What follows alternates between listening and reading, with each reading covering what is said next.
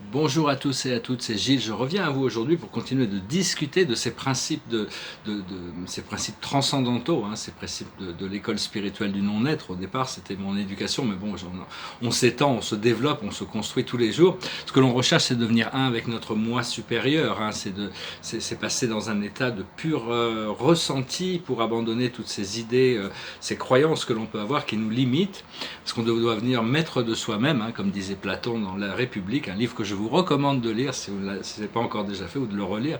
La République de Platon, c'est un gros livre, mais Socrate explique que quand on est maître de soi-même, c'est la partie dominante qui est dominante, la partie lumineuse qui est dominante, alors que quand ce n'est pas cette partie qui est dominante, à ce moment-là, on est esclave de soi-même. Ce que l'on recherche, c'est justement de devenir maître de soi-même, prendre conscience de sa partie obscure pour la transmuter progressivement et pas se laisser dominer par le corps de l'ego, du désir, cette personnalité de l'ego qui est ce corps du désir, et pour vraiment se concentrer sur l'âme, parce que mais tant qu'il y a des choses à apprendre, la vie va pousser nos boutons, c'est-à-dire on va répéter des expériences jusqu'à ce que la leçon soit maîtrisée.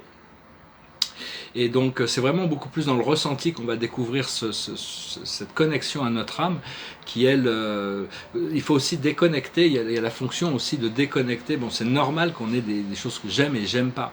J'aime ceci, j'aime pas cela. Ça fait partie de l'ego de notre personnalité, de notre persona, du personnage qu'on a choisi d'incarner ici. Mais quand on s'avance dans la voie spirituelle, on a quand même ces j'aime et j'aime pas, et il faut les garder, mais on doit les désactiver pour voir que tout est amour. C'est-à-dire que même tous ces gens qu'on ne connaît pas, tout ça, ou toutes ces choses qui se déroulent, il faut voir que c'est des choses de surface, alors que à se rappeler que ce sont des enfants de Dieu, et grâce à ça, ça rallume la lumière, l'amour à l'intérieur d'eux, et ça nous protège un peu de toutes les dysfonctions du monde matériel. Enfin, c'est juste une idée. Savoir que Dieu était Dieu avant l'univers, il était immobilité, avant même la création de l'esprit, il était déjà cette immobilité éternelle, immortelle. Et donc, peu importe, après nous, on essaye d'immobiliser notre esprit dans le mouvement en changeant du temps, mais l'essence, c'est d'arriver à se reconnecter avec cette réalité qui est déjà l'immobilité de Dieu, parce que le monde est illuminé d'une fausse lumière ici. On nous fait croire des choses. C'est pour ça qu'il faut vraiment s'adonner à la méditation, écouter nos rêves aussi, toutes les choses que l'on veut pour faire les contacts avec les extraterrestres et toutes ces choses. On a juste besoin de demander. Et au départ, ça vient à travers nos rêves. On n'a pas de résistance sur le fait de recevoir des rêves. Alors, on peut avoir des résistances sur le fait de les rencontrer dans un état éveillé, mais on ne peut pas à ce niveau-là. Donc, par contre, on doit abandonner toutes les illusions du monde, et nos illusions, pour se réfugier dans la lumière glorieuse de notre Créateur, l'aurore divine, cette lumière divine de la 5e dimension qui commence à arriver. L'amour de Dieu est immortel, il est éternel, il est infaillible. Rien ne peut entamer Dieu ou la vérité, rien ni personne.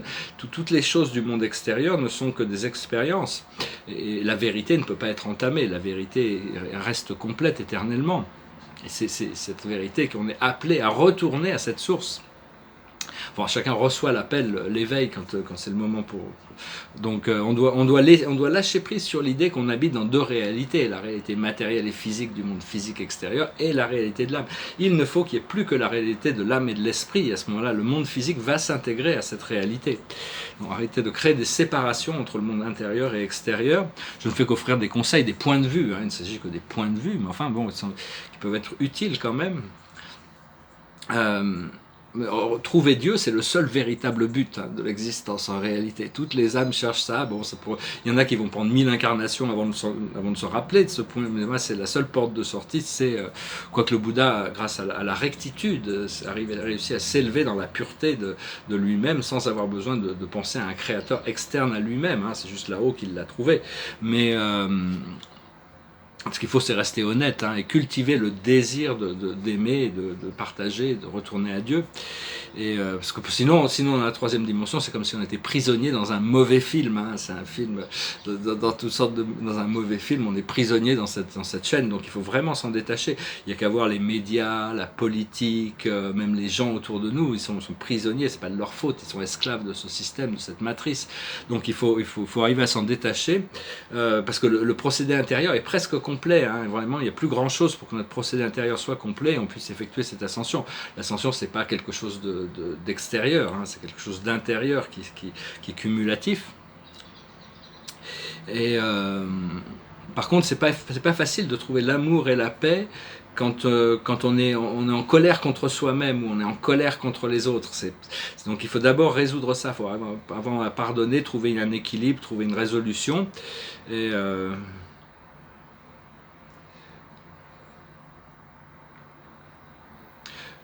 excusez-moi, j'ai pris une note en anglais, j'arrive pas à me le lire. Wants to preserve this. Ah oui, oui, j'avais oublié un mot au départ, c'est que la planète actuellement c'est un être vivant. Et elle a vraiment envie de protéger tous ceux qui sont bienveillants pour venir avec elle dans la 5e dimension et se débarrasser de tous les autres. Hein. Elle a vraiment envie d'accélérer ce procédé, mais elle n'a pas vraiment la possibilité de faire ça. Donc il y a la compagnie du ciel qui assiste avec ce procédé pour arriver à permettre cette transition. Hein. De toute manière, ça va se passer. Et pour arriver à savoir faire cette détermination, qui est prêt à entrer dans l'ascension et qui doit aller s'incarner sur une autre planète. Parce qu'il faut toujours réajuster notre conscience sur cette 5e dimension. On est constamment cette fréquence.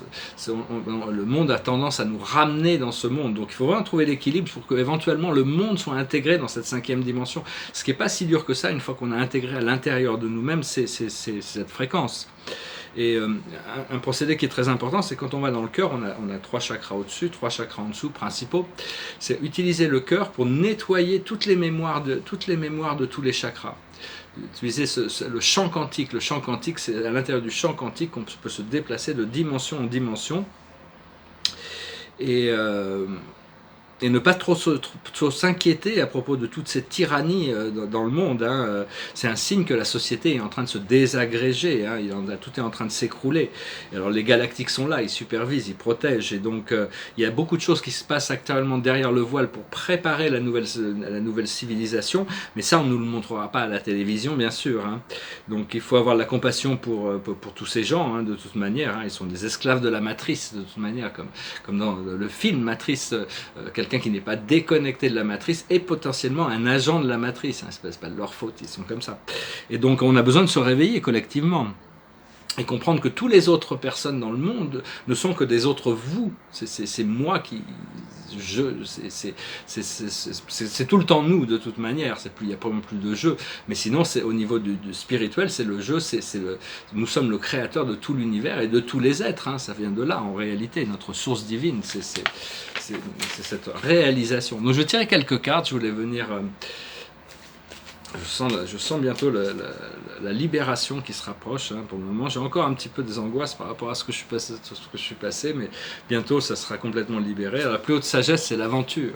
C'est une aventure. C'est un petit garçon qui part dans les bois, ou une petite fille qui part dans les bois au milieu de la nuit, donc le sens de l'aventure, mais elle découvre toutes ces couleurs. Ce qu'on doit faire quand même par rapport aux couleurs, on doit arrêter de regarder les couleurs de l'arc-en-ciel. Les couleurs de l'arc-en-ciel, c'est une fausse lumière qui est là pour nous conduire. Ça ne veut pas dire qu'il n'y a pas... Tous les rayons divins ne sont pas divins et sacrés, mais cette lumière qu'on a l'habitude de voir, il faut en faire abstraction à un moment donné pour voir derrière la lumière dans la lumière.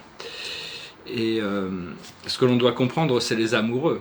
On doit se préparer ou profiter, ou se préparer, enfin, selon notre relation. Si on est dans une relation, il faut la cultiver. Si on attend une relation, il faut s'y préparer. Ce que l'on doit faire, c'est moment par moment. Il faut vraiment moment par moment. Et l'aboutissant, c'est l'amiabilité. C'est l'amour, c'est deux arbres qui s'adorent, ils vont passer leur vie ensemble. Hein. Donc voilà, les oracles sont très très bons, les signes sont bons, hein, de toute manière, tous les cadrans sont au vert, hein, il n'y en a plus qu'une petite lumière rouge là qu'on attend, pouf, après ça on pourra commencer vraiment à passer dans l'action. Donc voilà. Peut-être aujourd'hui, hein, on ne sait jamais. Donc je vais chanter une chanson qui me passait par la tête. Enfin, c'est une chanson qui parle de... C'est une fille qui s'appelle Ruby Mardi. Mardi, c'est un jour important. Je ne sais pas pourquoi le mardi semble un jour important dont l'esprit me parle. On parle de plein de choses, mais on ne peut pas tout discuter ici. Enfin bon, je vais chanter cette chanson. It goes like this. She would never say where she came from. Yesterday don't matter if it's gone. while the sun is bright, or in the darkest night, no one knows. She comes and goes. Goodbye, Ruby Tuesday. Who could hang a name on you when you change with every new day? Still I'm gonna miss you. Don't question why she needs to be so free. She'll tell you it's the only way to be.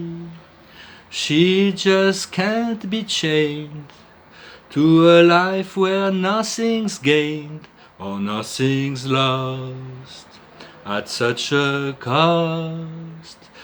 Goodbye, Ruby Tuesday.